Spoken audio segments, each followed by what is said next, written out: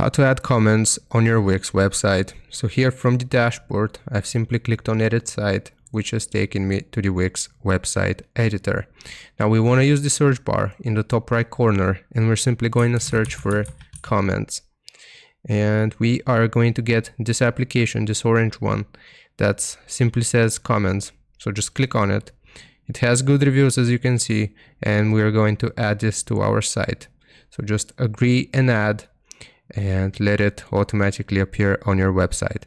So it's gonna look like this, and we can simply click on settings here, and we can manage the comments. So if I click on manage comments, it will load up a new page here for the Wix app itself, and we can blacklist different comments, and we can publish a test comment right here. So we can just change whatever we want for this review. We can change the icon itself as well.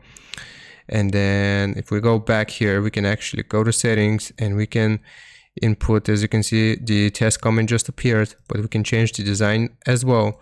So for example, we can make it a different color, and we can also show borders here, and the comment background, we can make it transparent as well. So you can customize this to your liking. You will click on manage comments, and basically here you can input your comments, and you can yeah, basically that's how you do it. I hope this helps you out. Leave a like and sub, and I'll see you next time.